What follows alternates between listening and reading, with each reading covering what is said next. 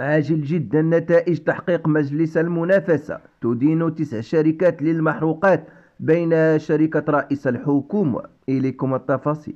حيث كشف مجلس المنافسة عن نتائج التحقيق بخصوص تورط شركات للمحروقات في ممارسات منافية للممارسة، مشيرا إلى أنه وقف على العديد من الخروقات تهم 9 شركات تنشط في سوق المحروقات، بينها شركة رئيس الحكومة عزيزة خنوش.